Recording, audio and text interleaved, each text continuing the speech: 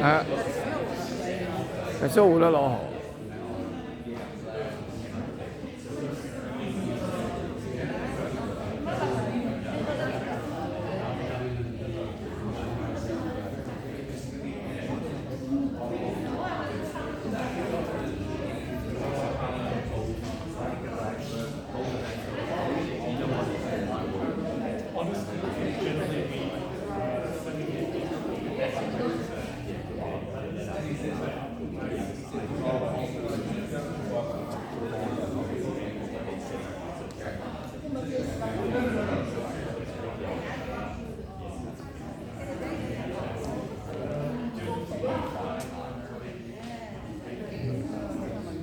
一个这东西，这就是从扬州从你们的工厂里拿的，几个理由？我都没是自家做呀，啊，有10毫分，有10毫分等于10毫分弄出来。用药真的不用。他们是门干的东西，那个都没，哦哟，我在做了好多。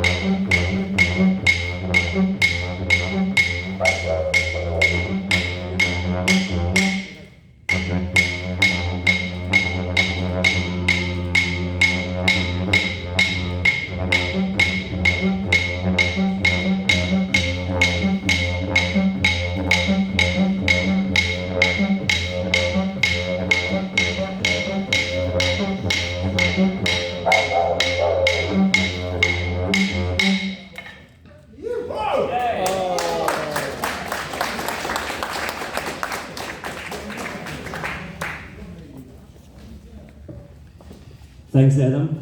That's Black Douglas, musician, artist, and of course, this year's Archibald Prize winner.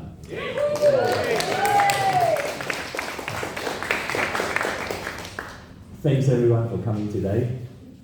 First of all, I'd like to acknowledge the traditional owners of the land and pay respect to the elders, past, present, and emerging. This exhibition, well, we have two concurrent solo exhibitions here today. There's Asher Milgate and also Nancy Chin. Asher's exhibition has been postponed so often, like so many times. It's meant to be over a year ago. But every time we're going to have it, there's COVID, and Asher is based in Adelaide these days, and the border is closed, so he can't come here. So finally, we're here, and this exhibition is a great exhibition. It started off when Asher went to Port Macquarie for residency, So this series of work, it was exhibited in the Glasshouse Gallery in Port Macquarie. And last year, I also arranged for Asher to show this body of work at Adelaide Perry Gallery at PLC Sydney. And again, because of COVID, he can't even make it to the exhibition and to the opening. So that's a real pity. But here we are, finally, we are here. So it's great. And Sandy Edwards, who, in fact, I first knew Asher through Sandy Edwards, because Sandy contacted me and said, you got to look at this photographer's work, it's fantastic. So I went along and I actually realized that I actually know Asher, although I haven't seen any of his work, because Asher is a good friend of a lot of my artists at the time, good friend of Chico Monks, and good friend of Adam Black Douglas. Hello everybody. Sorry, I'm sorry, but I'm going to have to read this. It is a long time since I wrote this speech, because it has been 2 years practically since we tried to have this opening, and we're finally here. Unbelievable, and it looks spectacular, Asher. Really, really wonderful, and I knew it would, but this is a great surprise, mixing the small and the larger images. Very good idea. I have to put my glasses on. I'll just use You want me to put that? Okay. I met Asher in 2008 when he came to me looking for guidance to find a gallery to exhibit some photography, abstract, light-drenched colour waterscapes. He'd been working with Sarah Roney Gallery in Paddington. He wanted to spread his wings. A few years later, he had made, after we got this exhibition up, I can't remember exactly what happened with it, Asher, but we did we have that exhibition or not? With Sarah. With Sarah. Oh, that was with Sarah. I had it all around. A few years later, Asher had made a major change in the content and intentions of his artwork. His focus had completely shifted to his heritage growing up in the western New South Wales town of Wellington, which, along with Dubbo and Brewarrina, has a significant Indigenous population and missions established in the 1800s. Wellington was the first inland mission in New South Wales, established in 1832. Asher grew up alongside Indigenous kids. His parents were both the local school teachers. To explain this change, Asher told me that Wiradjuri artist Carla Dickens had encouraged him to make my work more about myself.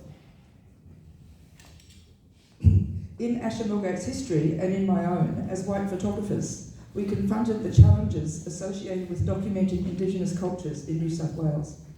Myself in Brewarrina for AXIS and the Bicentennial in 1988.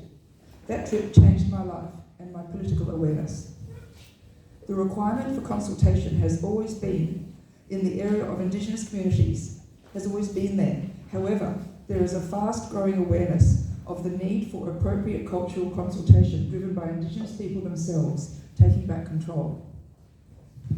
Scroll down.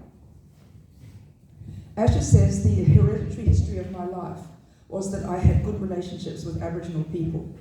Only as I got older could I begin to understand the psychology of ignorance and tokenism and the huge changes that needed to be made for Aboriginal communities in regard to reconciliation plans. This has weighed heavily over our cultures, which are so contrasted. Those are Asher's words. His first work with Indigenous issues was on an important oral history project titled Survivors in 2015, where he interviewed Indigenous elders who had grown up on Nanama Mission. Intimate black and white portraits were teamed with sound recordings of each person's memories of life on the mission. Exhibited at Western Plains Regional Gallery in 2015, Asher's focus on Indigenous issues continued since then. His next projects include Cooks River, 2017, an environmental portraiture and oral history. I would ask Asher to come and say a few words about this exhibition. I'd like you to also welcome Asher Milgate.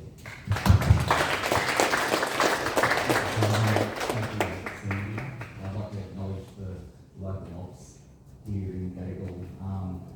And really, it's really important, and particularly in this work, it is about acknowledgement.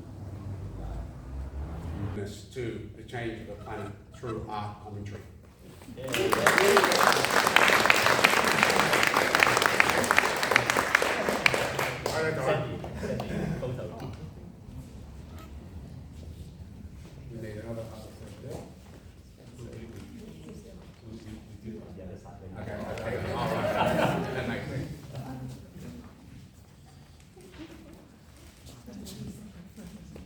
Somebody playing some music or something? On their phone?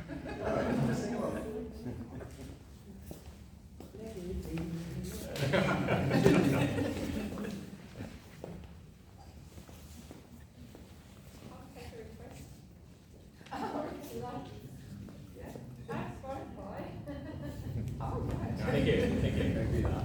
How's your work?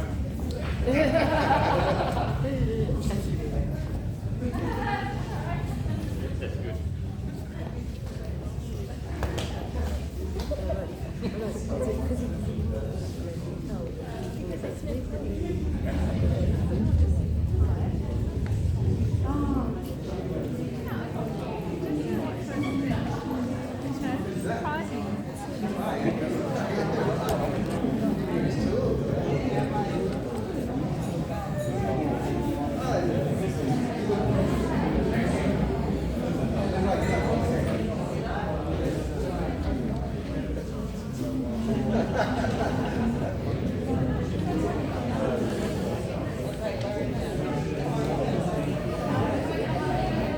Hi everyone, we're back again. Two exhibitions on currently. Choosing its own path, while you can only influence it subtly. When it's cold, it's fragile but beautiful, and I think we certainly see that. And she goes on to say, it's an incredibly temperamental mistress.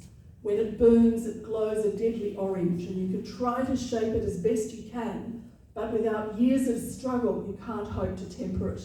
It's a constant tightrope walk with chance as your balance, and you can't afford the slightest bit of carelessness. I mean, that, of course, you know, that degree of attention to detail and precision is true of many media, but glass is, as NC says, a temperamental mistress. So she's chosen to work in this most difficult medium that requires great skill and precision, but also great patience and attention to detail. Her process is the ancient lost wax method of casting, similar to that used for bronze sculptures, which you might be more familiar with. It's laborious and time-consuming. She begins with drawings and plans, then a sculpted clay model, which is cast in a silicone mould that's then filled with hot liquid wax. That becomes a wax positive, a duplicate of the clay object. And I hope I'm getting this right. Yes, I've had a few conversations with artists about bronze, but not so much about glass. So the next mould then has to be able to withstand temperatures as high as 890 degrees centigrade in the kiln. And the mould stays in the kiln for a long time, sometimes I think a week, as the glass slowly makes its way into all the crevices of the mould. Of course, the wax has already been steamed away, so it melts before the cold glass is placed, so that it fills up the spaces left behind by this lost wax. And then that's still not the end of this process, because once the glass object has been removed from the kiln and from the mould, if it's undamaged, and there's always a risk, it's an incredibly nerve-wracking moment, and then comes a painstaking process of polishing. So as you can see, it takes a certain kind of person with a great deal of patience to produce works like those you see in this exhibition. Now, in this dedication to her craft, I think MC is part of a new generation of artists who are returning to the handmade, immersed in the physicality of their practice. While the digital and the virtual have of course become even more prominent during the pandemic, at the same time there's been a parallel movement away, a turn towards the physical and the real. I've been really interested to see this trend emerge in the last 5 years. For example, in China, young artists who would once have joined their older peers in having their work outsourced, fabricated by others to their design, or produced by teams of assistants, often now insist on physically making their own work.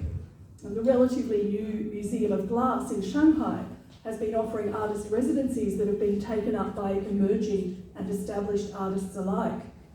And we're seeing this trend in the new prominence globally of ceramics and textiles.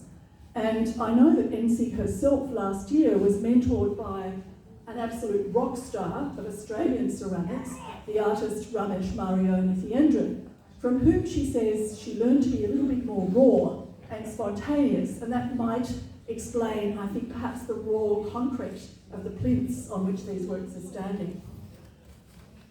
There's another influence on NC's practice that I think, and on the development of her practice, that I think is particularly interesting. After finishing high school and before starting her studies at Sydney College of the Arts, she spent a year as a student at the Central Academy of Fine Arts in Beijing. It's one of the two premier high-status art academies in China. I've spent a bit of time over the years observing classes in the painting and sculpture departments at CAFA, as it's called, and I can tell you it's not for the faint-hearted. Incredibly hard to get into, incredibly strict and incredibly competitive, with an emphasis on flawless technique. It produces graduates who have the kind of technical skill that sometimes art students here in the West can only dream of. The sculpture department is like a Renaissance master's atelier, and even the first year painting students can produce works that would knock your socks off. There is a cost though. The competition is ruthless and very public, and that's one of the things that inspired NC to make an earlier series of works that some of you may have seen and that are shown on her website, and they've been shown internationally as well. It's a series called Head Case, a series of glass helmets. And I think NC was thinking about how we all wear a protective armour of pride, which can be easily shattered if we feel humiliated or shamed or publicly lose face. Another young Chinese artist said to me recently on the subject of ego that we all have fragile glass hearts. And I think that's something that will come through in these other works here. I love the paradox that she constructed there of glass armour, and here we see glass weaponry. And her helmets are beautiful but absurd. The idea of the fragile glass shattering around your head into sharp shards and spiky broken fragments is somewhat disturbing. So as she says, that she uses glass to create a phantom of ego that we wrap around ourselves for protection, letting its translucency show its lack of substance and beauty to show how highly we elevate its importance. And from those helmets, she's extended into even more technically and conceptually ambitious pieces that examine aspects of Chinese history. And it's just some of those in the exhibition today that I just want to quickly highlight. Excuse me while I show the page. The new series that gave this exhibition its title is called Kings, Dukes, Generals, Ministers. The first half of a Chinese saying, which I'm not going to attempt today because I'm embarrassed about my tones, which translates to kings, dukes, generals, ministers are made and not born. So really alluding to Chinese historical occasions where peasants could come to positions of power and affluence through their sheer hard work. Similarly, in this body of work, we have a humble material that was otherwise going to landfill. And NC's recent works, she's really been interested in using recycled glass. She's looking at developing further the sustainability of her practice. So this material that was originally considered to be of no value becomes something that looks as precious as jade. Beauty is found in unexpected places. There are many references to Chinese myths and history that provide layered and complex meanings in these works. For example, the work over here that's based on a historical bronze axe wielded by Fu Hao, a female warrior of the Shang dynasty in the 2nd millennium BCE. The original axe was found by archaeologists in Fu Hao's tomb, which was remarkably unlooted and filled with all sorts of precious jade and bronze and stone objects. Now I've lost my page. 1 second to find it. So there were a number of axes, I think, and other precious objects in the tomb. Fu Hao really interested me when I discovered that NC was basing this work on her, on the archaeologist's discoveries of her tomb, because she led 13,000 soldiers into battle and was apparently the most powerful general of her time.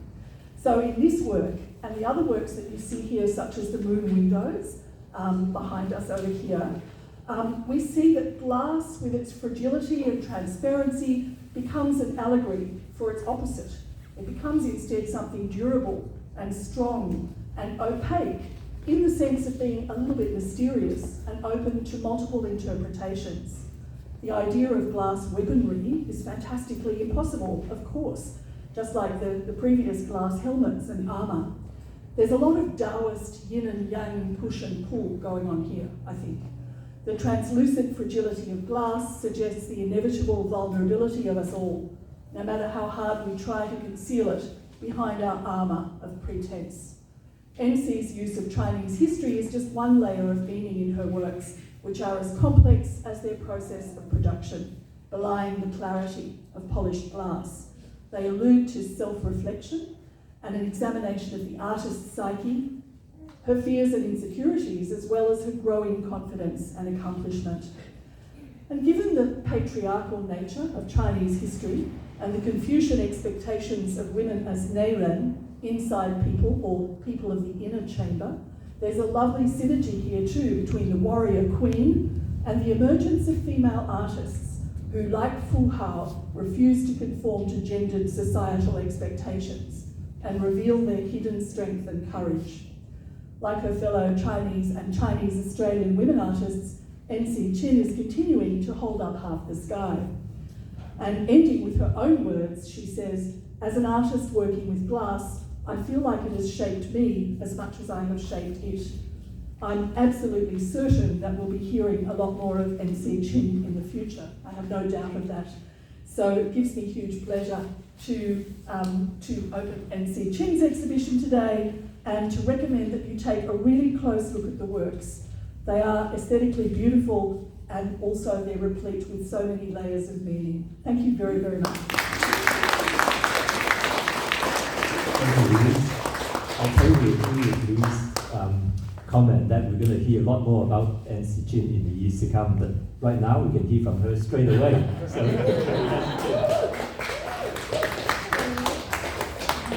Thank you all for coming. Thank you, Louise, for the beautiful speech. I've been a fan of Louise ever since I read her book, Half the Sky, on all the women artists in China, where I felt a really strong connection to. And as Simon said, I've been working day and night for the last couple of months with a lot of free labour. My friend Joe there, my partner. Yeah. So I've been very blessed and lucky to have a lot of great people in my life to believe in my vision and help me along with it. And Simon for being so patient and giving me this opportunity to make work that is new and different than what I might have previously produced, but also somewhat similar. And thank you all for coming. I won't speak too long.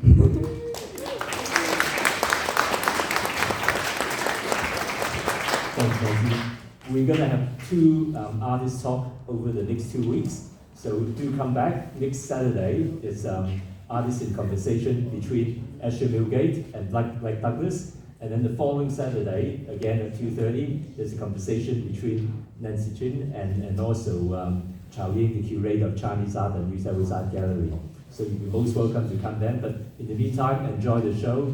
And if you're interested in any of the work, you have to come and see me. Thanks.